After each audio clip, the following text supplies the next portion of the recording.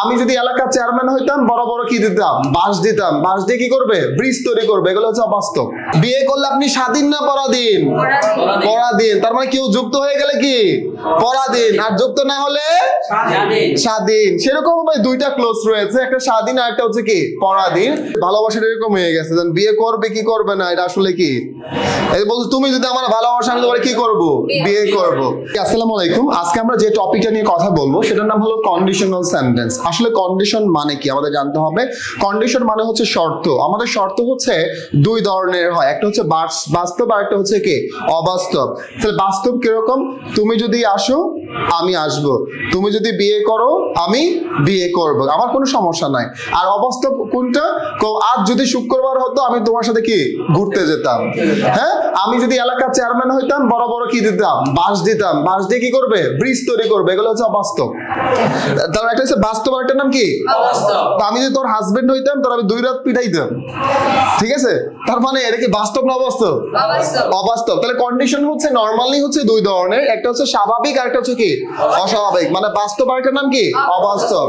Normally conditional sentence হচ্ছে 4 প্রকার, এবং এর মধ্যে প্রথমটাকে বলা হয় first conditional, second conditional, third conditional এবং জিরো কন্ডিশনাল।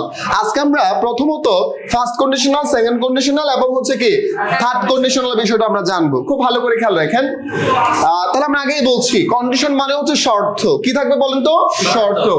হ্যাঁ, সো আপনাকে মনে রাখতে হবে ইফ যুক্ত ক্লোজটা যদি প্রেজেন্ট টেন্সে হয়, অর্থাৎ ইফ যুক্ত ক্লোজটা যদি প্রেজেন্ট ইনডিফিনিটে হয় তাহলে কি হবে। যেমন ইফ যুক্ত ক্লোজ, দুইটা ক্লোজ থাকবে, একটা ইফ যুক্ত ক্লোজ আর একটা হচ্ছে ইফ যুক্ত ছাড়া ক্লোজ। ওকে, যেটা ইফ যুক্ত ছাড়া ক্লোজ একে বলা হয় স্বাধীন ক্লোজ। ক্লিয়ার? আর যেখানে ইফ আছে, কনজাংশন আছে, এটা স্বাধীন না, এটা কি বলেন তো পরাধীন। তার মানে এই যে ক্লোজটা, এটা কি স্বাধীন না পরাধীন? আর এটা কি বিয়ে করলে আপনি স্বাধীন না পরাধীন? পরাধীন। তার মানে কেউ যুক্ত হয়ে গেলে কি পরাধীন, আর যুক্ত না হলে স্বাধীন। সেরকম ভাবে দুইটা ক্লোজ রয়েছে, একটা স্বাধীন আর একটা হচ্ছে কি পরাধীন। ইফ যুক্ত ক্লোজটা যদি প্রেজেন্ট ইনডিফিনিটে হয়, আমরা জানি প্রেজেন্ট ইনডিফিনিটের স্ট্রাকচার হচ্ছে subject plus verb on plus object. তাহলে পরের যে ক্লোজটি আছে, দুইটা ক্লোজ হবে। পরের ক্লোজটা হবে সাবজেক্ট প্লাস হয় উইল হবে, না হয় মে হবে, না হয় ক্যান হবে, এরপরে ভার্ব ওয়ান।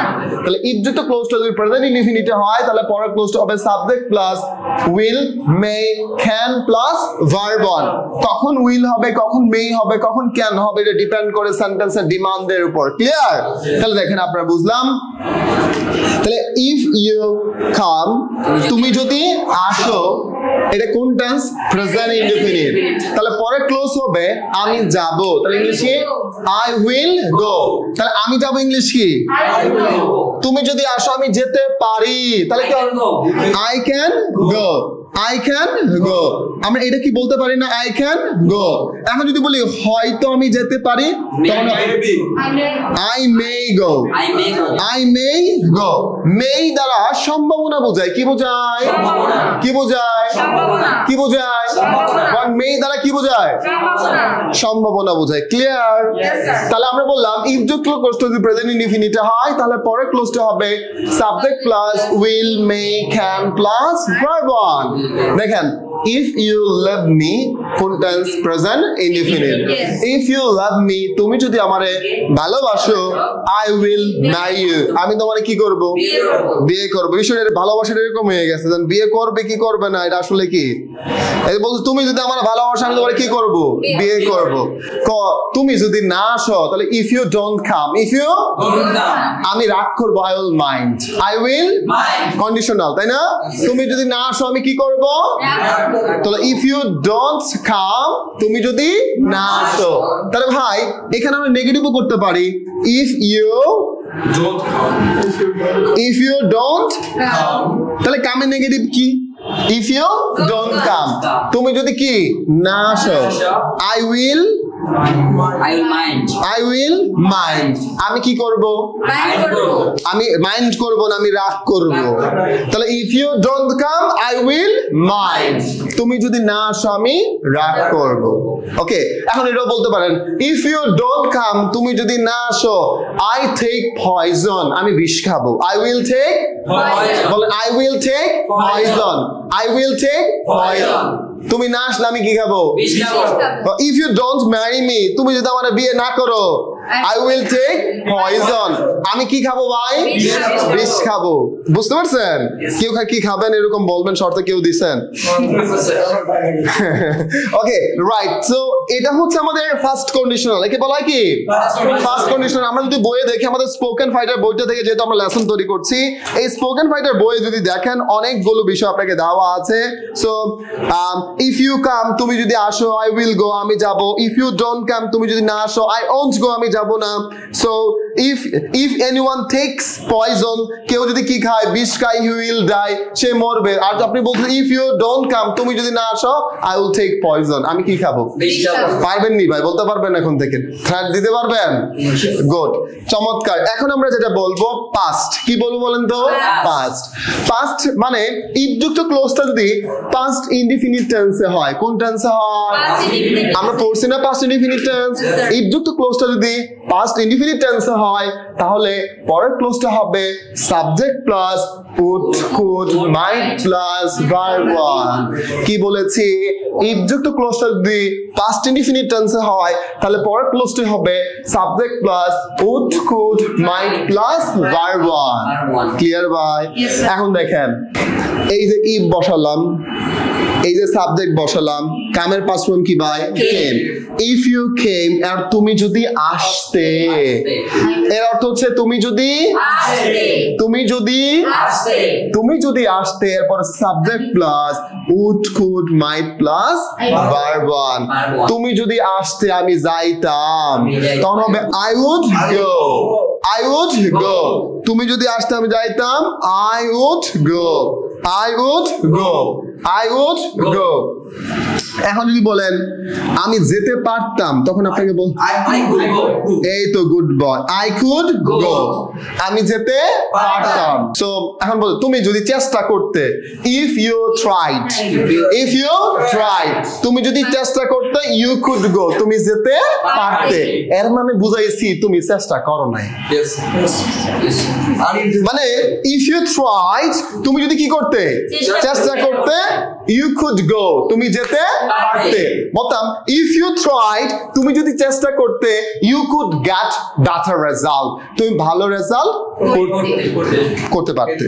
হ্যাঁ, সো তার মানে কি, আমরা আমার কুড দ্বারা বোঝায় কোন একটি কাজ করার সক্ষমতা ছিল, বাট আমি করি নাই। হ্যাঁ, সো যদি বলো if I wanted, আমি যদি চাইতাম, I could marry you, আমি তোমারে বিয়ে করতে পারতাম। এর মানে কি, তোমার বিয়ে করার সক্ষমতা আমার ছিল, বাট আমি চাই নাই বলে আমি বিয়ে করি নাই। এখানে কি ক্লিয়ার?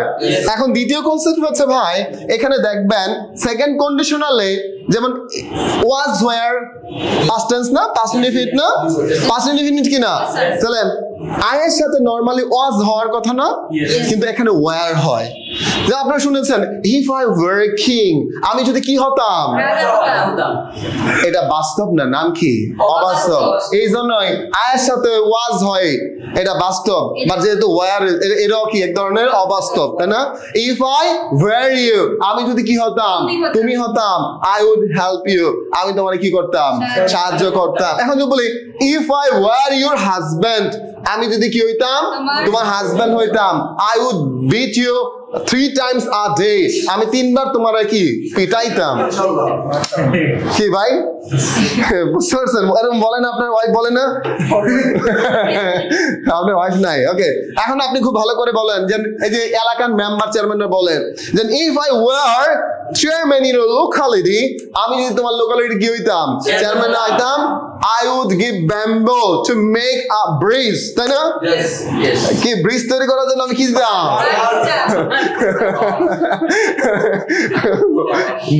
এগুলো বাস্তব না ভাই, অবাস্তব। তার মানে হচ্ছে আপনি দেখবেন মাঝে মাঝে বলে so if I were in your problem, আমি যদি তোমার সমস্যায় থাকতাম, if I were বলে if I were in your problem, আমি যদি তোমার সমস্যায় থাকতাম, I would help you, আমি তোমার কি করতাম, কিন্তু যখন শুনছে যে আজকে কে যেন ইলিয়াস ভাই সমস্যায় পড়ছে, তখন নেতারা মোবাইলটা বন্ধ করে রাখে, ইলিয়াস তো আমার ফোন দিব। কথা বলেন নেই? আমি যদি হচ্ছে কি আমি যদি হচ্ছে চেয়ারম্যান হইতাম, আমি যদি প্রধানমন্ত্রী হইতাম, এগুলো বাস্তব না অবাস্তব? অবাস্তব। ভাই আমি তো খুব ব্যস্ত ভাই। শুনেন, আপনার যদি হচ্ছে শুক্রবার না হতো, আর যদি কি না হতো, আমি তোমার হচ্ছে বিয়েতে যাইতাম, তার শুক্রবার আমার অনেক কাজ থাকে। এগুলো বাস্তব না অবাস্তব? তো if today were Friday, আজ যদি শুক্রবার হতো, আর যদি if were not Friday, হ্যাঁ, if were not Friday, আজ যদি শুক্রবার না হতো, I would go, আমি কি যাইতাম। যেমন আমি আপনাকে বলি, এই তোমার নাম কি? আর বলতেছি মিনহাজ যদি সৎ হইতো, তাহলে if Minhaj were honest, Minhaj যদি কি হইতো? সৎ হইতো, he could not make a building in Dhaka city, তিনি ঢাকা সিটিতে একটি বিল্ডিং তৈরি করতে পারতেন। এর মানে কি সে কি সৎ না অসৎ? অসৎ। হ্যাঁ, তুমি যদি ধনী হইতে, তুমি যদি কি হইতে? ধনী হইতে। তার মানে আমরা কি বুঝতে পারলাম ভাই? ক্লিয়ার? আপনি বলতেছেন বেটা এ যদি হচ্ছে ইলিয়া যদি সৎ হইতো, হ্যাঁ, তার মানে কি না? সৎ না। এটা বাস্তব কথা না অবাস্তব? এগুলো সব ভাই ওয়ারি দিয়ে বললাম। পারবেন এখন থেকে? পারবেন? আমি যদি ভালো স্পিকার হইতাম, if I were a good speaker, এগুলো কোথায় বলবেন? অবাস্তবে ভাই। যে পর্যন্ত এটা আসলে সম্ভব না, সম্ভব আমাদের পক্ষে। ওকে, রাইট। সো তার মানে কন্ডিশনাল সেন্টেন্স স্পোকেনে অনেক বেশি ব্যবহৃত হয়, আমরা অনেকে জানি না। Am I right? So good, thank you so much. দেখছেন, তাহলে বুঝাইতে অনেক সহজ হয়ে গেল, আর নাহলে এটা বুঝাইতে অনেক সময় লেগে যেত। এখন আপনি খুব ভালো করে বুঝেন। আমরা বললাম ইফ যুক্ত ক্লোজটা যদি পাস্ট পারফেক্টে হয়, এই পাস্ট পারফেক্টের স্ট্রাকচার কি? সাবজেক্ট বসবে, হ্যাড বসবে, মূল ভার্বে কোন ফর্ম? Past participle form. এই কিন্তু প্রেজেন্ট পারফেক্ট না, কোন পারফেক্ট? Past perfect. ইফ যুক্ত ক্লোজটা যদি পাস্ট পারফেক্টে হয়, আর এই পাস্ট পারফেক্টের স্ট্রাকচার হচ্ছে সাবজেক্ট প্লাস ই প্লাস, মানে ইফ তো নরমালি বসছে কন্ডিশনালের জন্য, সাবজেক্ট প্লাস হ্যাড প্লাস মূল ভার্বের পাস্ট পার্টিসিপল ফর্ম। পরের ক্লোজটি হবে subject plus could have, would have, কি হবে ভাই?